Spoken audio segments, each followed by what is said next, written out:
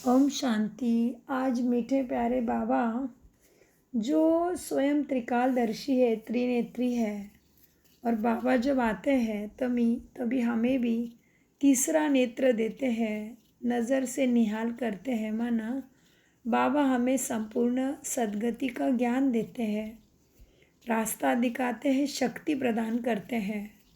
हमारे में वो विश्वास और वो समझ भर के हमें समय संकल्प शक्ति में बाबा हम कैसे सत्व प्रधान बन सकते हैं, उसकी सारी युक्तियाँ हमें बाबा बताते हैं। इसलिए आज मीठे बाबा हमें नज़र से निहाल करके विश्व का मालिक कैसे बनाते हैं, एकाग्रता से समझते हैं।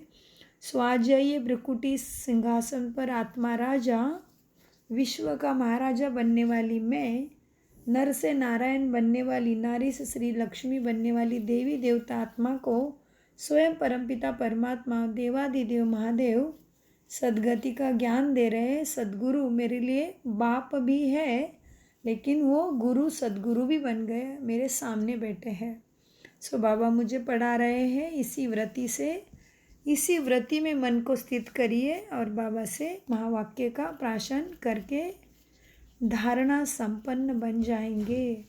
आज है 5 अप्रैल 2024, प्रातः मुरली। ओम शांति।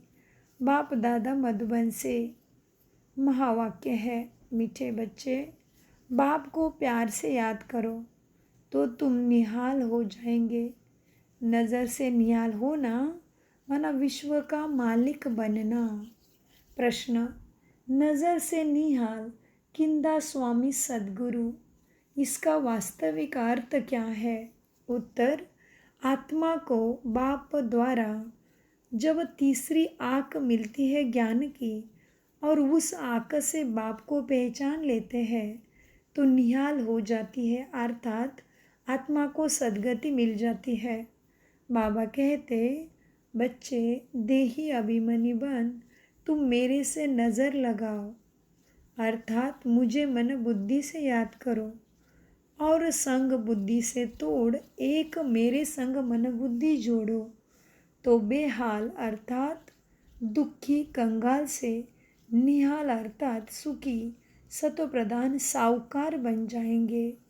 ओम शांति। मीठे मीठे रूहानी बच्चे किसके पास आते हैं? रूहानी बाप के पास। समझते हो, हम शिव बाबा के पास जाते हैं। यह भी जानते हैं शिव बाबा सब आत्माओं का बाप है। यह भी बच्चों को निश्चय चाहिए कि वह सुप्रीम टीचर भी है हमारा, तो वह सुप्रीम गुरु भी है। सुप्रीम को परम कहा जाता है, उस एक को ही याद करना है। नज़र से नज़र मिलाते हैं, गायन है नज़र से निहाल किंदा स्वामी सद्गुरु। माना सद्गुरु बाबा हमारा ज्ञान का सागर, सद्गति गुणों का शक्तियों का सागर, सर्वशक्तिवान है। इसी का ही गायन गुरु ग्रंथ साहिब में गुरु नानक जी ने किया है। तो ये वहाँ के गायन है बाबा का, कि गायन भी है कि नज़र से निहाल किंदा स्वामी सद्गुरु। माना बाबा हमें दृष्टि से, वाणी से, ब्रह्मा की वाणी से हमें ये ज्ञान देते हैं और हमें क्या से क्या बनाते हैं। ऐसे सद्गुरु है, वो हमारा बाप भी है, गुरु भी है, सद्गति दाता सद्गुरु भी है। सो बाबा ने याद दिलाया कि एक को ही याद करना है। नज़र से नज़र मिलाते हैं, गायन है इसीलिए नज़र से निहाल किंदा स्वामी सद्गुरु। उनका अर्थ तो चाहिए ना, नज़र से निहाल किसको? ज़रूर सारी दुनिया के लिए कहेंगे, क्योंकि सर्व का सद्गति दाता बाबा है, सर्व को इस पतित दुनिया से ले जाने वाला है। अब नज़र किसकी? क्या यह आँखें? ये आँखें शरीर की आँखें नहीं, तीसरी ज्ञान की आँख मिलती है, जिससे आत्मा जानती है हम सब आत्माओं का बाप परमपिता परमात्मा सद्गुरु शिव बाबा है। बाप आत्माओं को राय देते हैं, बच्चे मुझे याद करो, बाप आत्माओं को समझाते हैं। आत्माएं ही पति तम प्रधान बनी हैं। अब यह तुम्हारा 84 जन्म है। ये नाटक पूरा होता है, पूरा होना भी चाहिए ज़रूर। हर कल्प पुरानी दुनिया से नहीं बनती है ना। ये दुनिया पुरानी से नहीं बन जाती है, न्यू हो जाती है, नई से फिर पुरानी होती है। नाम भी अलग है। नई दुनिया का नाम है सतयुग। बाप ने समझाया है, पहले तुम सतयुग में थे, फिर पुनर्जन्म लेते 84 जन्म बिताए। अब तुम्हारी आत्मा तमो प्रधान बन गई है। बाप को याद करेंगे तो निहाल हो जाएंगे। बाप सम्मुख कहते हैं, बच्चे मुझे याद करो। मैं कौन? परमपिता परमात्मा। बाप कहते हैं, बच्चे तुम देही अभिमानी बनो। देह का अभिमान नहीं, देही अभिमानी। आत्मा अभिमानी बन तुम मेरे से नज़र लगाओ तो तुम निहाल हो जाएंगे। बाप को याद करते रहो, इसमें कोई तकलीफ नहीं। आत्मा ही पढ़ती है और आत्मा ही पाठ बजाती है। कितनी छोटी है आत्मा। जब यहाँ आते हैं तो 84 जन्मों का पाठ बजाते हैं, फिर वही पाठ रिपीट करना है। 84 जन्मों का पाठ बजाते आत्मा पतित बन पड़ी है।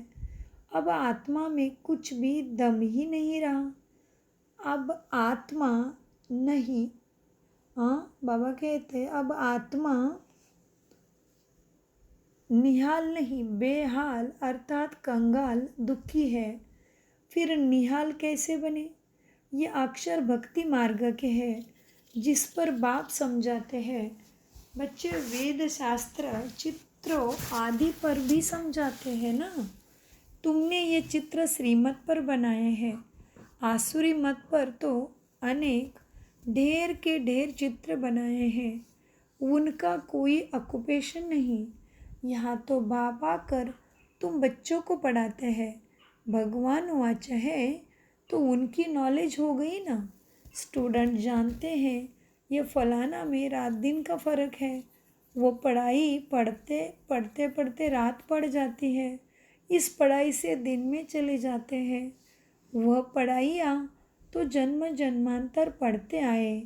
इसमें तो बाप साफ बतलाते हैं कि आत्मा जब पवित्र होगी तभी सतगुणों की धारणा होगी। सत ज्ञान की धारणा आत्मा में होगी, लेकिन पवित्र होना पड़ेगा। कहते हैं शेरनी का दूध सोने के बर्तन में ही ठहरता है। तुम बच्चे समझते हो हम अब सोने का बर्तन बनते हैं। होंगे तो मनुष्य ही, परंतु आत्मा को संपूर्ण पवित्र बनना है। 24 कैरेट था, अभी 9 कैरेट हो गया। आत्मा की ज्योति सो जगी हुई थी, अब बूझ गई है। ज्योति जगी हुई और बूझी हुई वाले में फ़र्क है। ज्योति कैसे जगी और पद कैसे पाया, यह भी बाप ही समझाते हैं। बाप कहते हैं मुझे याद करो। जो मुझे अच्छी तरह से याद करेंगे, मैं भी उनको या तरह याद करूँगा। यह भी बच्चे जानते हैं। नज़र से निहाल, क्या कहते बाबा? नज़र से निहाल। सतयुग में जाना है ना, तो आपका राजाई का फ़ोटो ही है मुरली में, वो भी हिल रहा है। तो श्रीमत पे चलेंगे तो क्या होगा? हमारा पद माया हिला नहीं पाएगी। तो बाबा मुरली में कहते हैं वो पढ़ाई तो जन्म जन्मांतर पढ़ते आए। इसमें तो बाप साफ बतलाते हैं कि आत्मा जब पवित्र होगी तब धारणा होगी। कहते हैं शेरनी का दूध सोने के बर्तन में ठहरता। तुम बच्चे समझते हो हम अब सोने का बर्तन बनते। होंगे तो मनुष्य ही, परंतु आत्मा को संपूर्ण पवित्र बनना है। 24 कैरेट था, अब 9 कैरेट 9 कैरेट हो गया। आत्मा की ज्योति जो जगी हुई थी वह अब बुझ गई है। ज्योति जगी हुई और बुझी हुई फर्क है ना। ज्योति कैसे जगी और पद कैसे पाया, यह बाप ही समझाते हैं। बाप कहते मुझे याद करो। जो मुझे अच्छी तरह याद करेंगे मैं भी उनको अच्छी तरह याद करूँगा। यह भी जानते हैं नज़र से निहाल करने वाला एक बाप ही स्वामी है सबका। इनकी आत्मा भी निहाल होती है। तुम सब परवाने हो। उनको क्षमा कहते हैं शिव बाबा को। कोई परवाने सिर्फ पहरी पहनने आते हैं। कोई अच्छी तरह पहचान लेते हैं तो जीते जी मर जाते हैं। कोई फेरी पहन चले जाते हैं, फिर कभी कभी आते फिर चले जाते। इस संगम का ही सारा गायन है। इस समय जो कुछ चलता है उनके ही शास्त्र बनते हैं। बाप एक ही बार आकर वर्षा देकर चले जाते हैं। बेहद का बाप ज़रूर बेहद का वर्षा देंगे। गायन भी है 21 पीढ़ी। सत्ययुग में वर्षा कौन देते हैं? भगवान रचयिता ही। अब आधा कल्प के लिए वर्षा देते हैं रचना को। याद भी सब उनको ही करते हैं। वह बाप भी हैं तो टीचर भी है, स्वामी सद्गुरु भी हैं। भले तुम अभी किसी को भी स्वामी सद्गुरु कहते होंगे, परंतु सत्य एक ही बाप है। ट्रुथ हमेशा ही बाप को कहा जाता है। वह ट्रुथ क्या आकर करते हैं? वही पुरानी दुनिया को सचखंड बना देते हैं। सचखंड के लिए हम पुरुषार्थ कर रहे हैं। जब सचखंड था तो और सब खंड नहीं थे। यह सब पीछे आते हैं। सचखंड का किसी को भी पता नहीं। बाकी जो अब खंड है उनको तो सबको मालूम है। अपने अपने धर्म स्थापक को जानते हैं। बाकी सूर्यवंशी, चंद्रवंशी और इस संगम युगी ब्राह्मण कुल को कोई जानते नहीं। प्रजापिता ब्रह्मा को मानते हैं। कहते हम ब्रह्मा की औलाद है, परंतु वह है कुक वंशावली। तुम हो मुख वंशावली, वह है अपवित्र। तुम मुख वंशावली पवित्र। तुम कुक वंशावली बन फिर चीची दुनिया रावण राज्य से चले जाते हो। वहाँ रावण राज्य होता नहीं। अब तुम चलते हो नई दुनिया में। उनको कहते वॉइसलेस वर्ल्ड ही नई और पुरानी होती है। कैसी होती है यह भी तुम जान गए हो। दूसरा तो कोई की बुद्धि में नहीं है। लाखों वर्ष की बात को कोई जान भी नहीं सके।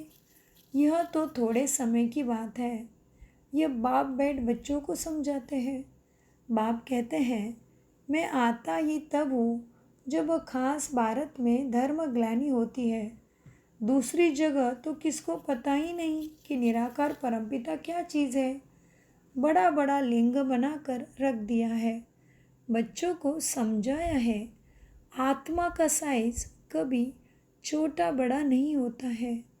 जैसे आत्मा अविनाशी है वैसे बाप भी अविनाशी है। वह है सुप्रीम आत्मा। सुप्रीम माना वह सदैव पवित्र और निर्विकारी है। तुम आत्माएं भी निर्विकारी थी, दुनिया भी निर्विकारी थी। उनको कहा जाता है संपूर्ण निर्विकारी। नई दुनिया फिर ज़रूर पुरानी होती है। कला कम हो जाती है। 2 कला कम। तुम चंद्रवंशी राज्य था, तुम्हारा चंद्रवंशी राज्य था। जब 2 कला कम हो गई फिर दुनिया पुरानी बनती जाती है। पीछे और खंड आते जाते हैं। उनको कहा जाता है बाय प्लॉट, परंतु मिक्सअप हो जाते हैं। ड्रामा अनुसार जो कुछ होता है वह रिपीट होगा। जैसे बौद्धों का कोई बड़ा आया, कितनों को बौद्ध धर्म में ले गया। धर्म को बदला दिया। हिंदुओं ने अपना धर्म आपे ही बदला है, क्योंकि कर्म भ्रष्ट होने से धर्म भ्रष्ट भी हो पड़े हैं। वाम मार्ग में चले गए, जगन्नाथ के मंदिर में भी भल गए होंगे, परंतु कोई का कुछ ख्याल नहीं चलता। खुद विकारी है तो उन्हों को भी विकारी दिखा दिया है। माना जगन्नाथ के मंदिर में जो देवी देवताओं की फ़ोटो है वो सही नहीं है, वस्त्र के बिना भी है, और कुछ कुछ करते टाइम भी ऐसे वैसे दिखाया है। तो इसीलिए बाबा कहते मंदिर में जाने से किसी का भी ख्याल नहीं चलता, क्योंकि खुद ही विकारों में गए हैं तो ख्याल ही नहीं चलता कि ऐसे क्यों चित्र बनाए हैं जगन्नाथपुरी में, और क्या क्या है उसके रीति रिवाज है। मटकी में चावल पकाते हैं, अमुक मटकी में पकता है, तो ये सारी चीज़ें क्यों ख्यालों में नहीं आती है, क्योंकि खुद ही विकारों में गए हैं तो उन्हों को भी देवी देवताओं को भी विकारों में दिखाया है। यह नहीं समझते कि देवताएं जब वाम मार्ग में गए हैं तब ऐसे बने कितनी भूली है। इसलिए बाप कहते हैं बच्चे अब इसका अर्थ भी समझो। क्या? यदा यदा हि धर्मस्य ग्लानिर्भवति भारत अभ्युत्थानम् अधर्मस्य तदात्म्यानं सृजाम्यहम्। बाबा भारत में आते हैं, इसका भी अर्थ समझो। अभी यदा यदाश्च धर्मस्य, तो ऐसे तो नहीं कहते मैं हिंदुस्तान में आता हूँ, यह है भारत। हिंदुस्तान वह हिंदू धर्म है नहीं, मुसलमानों ने हिंदू नाम रखा है। हाँ, मुसलमानों ने हिंदुस्तान नाम रख दिया है। यह भी ड्रामा में नोंद है, अच्छी रीति समझना चाहिए, यह भी नॉलेज है। तुम पुनर्जन्म लेते लेते वाम मार्ग में आते आते तुम्हारे संस्कार भ्रष्टाचारी बन पड़ते हैं। फिर उन्हों के आगे जाकर कहते हैं आप संपूर्ण निर्विकारी हो, हम कलकामी कपटी मूर्ख है। देवी देवताओं के सामने जाके कैसे गाते हैं? हम विकारी पापी है, और कोई खंड वाले ऐसे नहीं कहेंगे। तुम ही कहते हो देवी देवता पूजा करने वाले हम नीच है, अथवा हमारे में कोई गुण नहीं।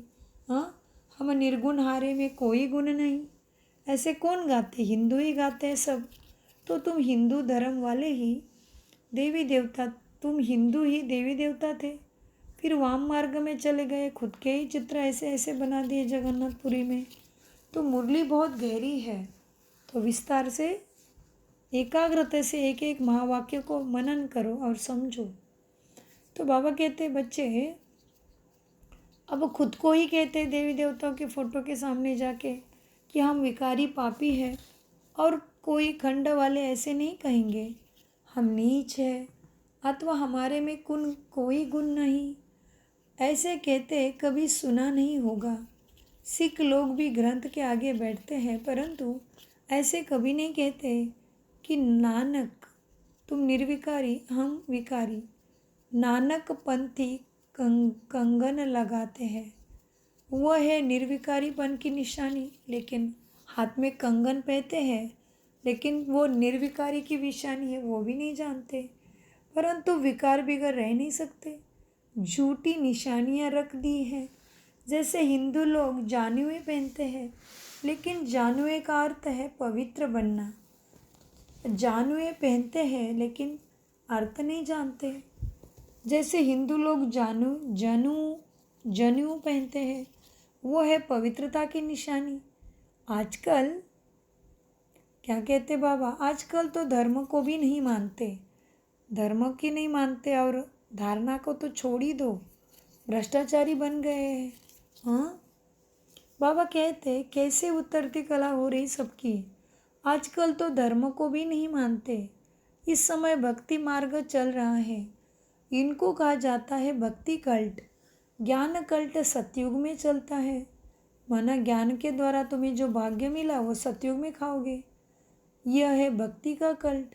ज्ञान कल्ट सतयुग में है, सतयुग में देवता है संपूर्ण निर्विकारी। इसीलिए तुम्हारा संपूर्ण निर्विकारी देवताओं के सामने जाके विकारी खुद को ही गाली देते हैं। खलकामी कपटी तू स्वामी हम तेरे सेवक कहते हैं। तो सतयुग में देवता है संपूर्ण निर्विकारी, कलयुग में संपूर्ण निर्विकारी कोई हो न सके। पवित्र मार्ग वालों की स्थापना तो बाप ही करते हैं, बाकी सब गुरु ही है निवृत्ति मार्ग वाले। उनसे उनों का बाबा कहते हैं उनसे उनों का जोर जास्ती हो गया है। बाप कहते हैं यह भी कुछ तुमने पढ़ा है, उनसे मैं नहीं मिलता हूँ। हाँ, शास्त्रों से मैं नहीं मिला हूँ। तुमने गुरु गोसाई किए हैं, फिर उससे भी मैं नहीं मिला। मैं तो प्रवृत्ति में रहने के लिए या गृहस्थ आश्रम की निर्मित करता हूँ, साधु संन्यास नहीं दिलाता हूँ तुम्हें। लक्ष्मी नारायण का राज्य स्थापन करता माना, दोनों आ गए ना। गृहस्थी हो गई, लक्ष्मी नारायण बाल बच्चे, राजधानी राजधानी सब है। तो बाबा कहते प्रवृत्ति मार्ग वालों की स्थापना तो बाप करते हैं, बाकी सब गुरु है निवृत्ति मार्ग वाले संन्यास कराते हैं। उनसे उनों को बाकी सब गुरु है निवृत्ति मार्ग वाले, उनसे उनों का जोर जास्ती हो गया है। संन्यास निवृत्ति करते इसलिए निवृत्ति में जाते हैं, संन्यास करते इसलिए उनको बहुत मान मिल गया। बाप कहते हैं यह जो कुछ तुमने पढ़ा है ना, उनसे मैं तुम्हें नहीं मिलता हूँ। मैं जब आता हूँ तो सबको नज़र से निहाल कर देता हूँ। गायन भी है ना, नज़र से निहाल किंदा स्वामी सदगुरु। यहाँ तुम क्यों आए हो? निहाल बनने, विश्व का मालिक बनने। बाप को याद करो तो तुम निहाल बन जाएंगे। ऐसे कभी कोई कहेंगे नहीं कि ऐसा करने से तुम यह बन जाएंगे। बाप ही समझाते हैं कि तुम्हें पवित्र बनने से तुम विश्व के मालिक बन जाएंगे। पवित्रता में ये शक्ति है। तो बाप ही कहते हैं तुमको यह बनना है। ये लक्ष्मी नारायण कैसे बने कोई को भी मालूम नहीं है।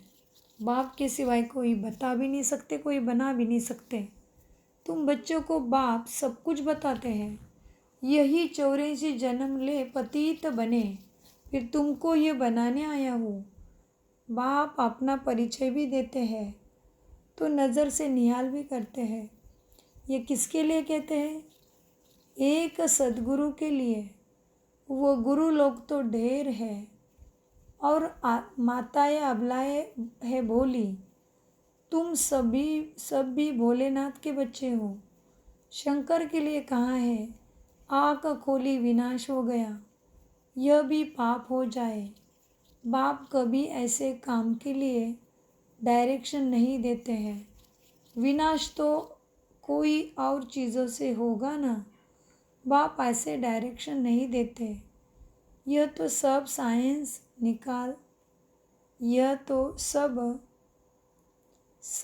निकालते रहते हैं। समझते हैं हम अपने कुल का आपे ही विनाश करते हैं। वह भी बंधे हुए हैं, छोड़ नहीं सकते। नाम कितना होता है, मनु में जाते हैं, परंतु फ़ायदा कुछ भी नहीं। मीठे मीठे बच्चे, तुम भी बाप से नज़र लगाओ। आत्मा है आत्मा, अपने को बाप को याद करो तो निहाल हो जाएंगे। आत्मा समझ के अपने बाप को याद करो तभी निहाल हो जाएंगे। बाबा कहते हैं जो मुझे याद करते हैं, मेरे लिए सर्विस करते हैं, मैं भी उनको याद करता हूँ तो उनको बल मिलता है। तुम यहाँ सब बैठे हो, जो निहाल हो जाएंगे वही राजा बनेंगे। गायन भी है और संग तोड़, मुझे एक से बुद्धि का संग जोड़ो, मैं एक निराकार हूँ। तो बाबा कहते गायन भी है और संग तोड़, एक संग जोड़ो, एक है निराकार, आत्मा भी निराकार है। बाप कहते हैं मुझे याद करो। तुम खुद कहते हो हे पतित पावन, ये किसको कहा? हाँ, ब्रह्मा को, विष्णु को, शंकर को नहीं। पतित पावन तो एक है, वो सदैव पावन ही है। वही को कहेंगे ना पतित पावन सीताराम। उनको ही कहा जाता है सर्वशक्तिमान। बाप ही सृष्टि के आदि मध्य अंत की नॉलेज तुम्हें सुनाते हैं। अब सब शास्त्रों को बाप जानते हैं। वह सन्यासी शास्त्र आदि पढ़कर टाइटल लेते शास्त्र पढ़कर। बाप को तो पहले ही टाइटल मिला हुआ है, उनको पढ़कर थोड़ी ही लेना है। बाप है ही सर्व शास्त्रों का सार जानने वाला। अच्छा, मीठे मीठे सिक्के लदे बच्चों प्रति माता पिता बाप दादा का याद प्यार और गुड मॉर्निंग। रूहानी बाप की रूहानी बच्चों को नमस्ते। हम रूहानी बच्चों की रूहानी बाप दादा को याद प्यार गुड मॉर्निंग नमस्ते। धारणा के लिए मुख्य सार है। नंबर 1, क्षमा पर जीते जी मरने वाला परवाना बनना है, सिर्फ फेरी लगाने वाला नहीं। ईश्वरीय पढ़ाई को धारण करने के लिए बुद्धि को संपूर्ण पावन बनाना है। 2, और सब संग तोड़ एक बाप से संग में रहना है। एक की याद से स्वयं को निहाल करना है। वरदान, दिल की महसूसता से दिलाराम की आशीर्वाद प्राप्त करने वाले सो परिवर्तक भव। वरदान का विस्तार, सो को परिवर्तन करने के लिए 2 बातों की महसूसता सच्चे दिल से चाहिए। 1, अपनी कमजोरी की महसूसता। 2, जो परिस्थिति व व्यक्ति निमित्त बनते हैं उनकी इच्छा और उनके मन की भावनाओं की महसूसता।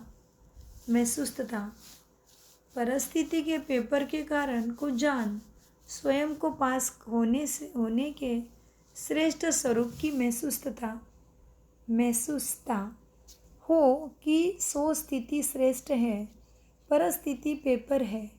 यह महसूसता सहज परिवर्तन करा लेगी और सच्चे दिल से महसूस किया तो दिलाराम का आशीर्वाद प्राप्त होगी। स्लोगन, वारिस वह है जो एवर रेडी बन हर कार्य में जी हाजिर कहता है। वारिस कौन बनेगा बाबा के प्रॉपर्टी का, या जो भी परिस्थिति हमारे ऊपर आएगी तभी भी हाँ जी। इसलिए स्लोगन बहुत गहरा, वारिस वह है जो एवर रेडी बन हर कार्य में जी हाजिर कहता है। कुछ भी परिस्थिति आई, माना एकदम अंतिम घड़ी भी आ गई शरीर की, तो भी ब्रह्मा बाबा ने जैसे हाँ जी बाबा कहा वैसे हमें भी जी हुजूर कहना है। सो वारिस वह है जो एवर रेडी बन हर कार्य में जी हुजूर हाजिर कहता है। ओम शांति, ओम शांति, ओम शांति। मीठे प्यारे बाप दादा का अनगिनत पदम गुना शुक्रिया फरिश्तों। मीठा बोलो, कम बोलो, धीरे बोलो, सोच समझ कर बोलो, कुछ भी मत बोलो, एक ही बोलो, मेरा बाबा, प्यारा बाबा, मीठा बाबा। ओम शांति।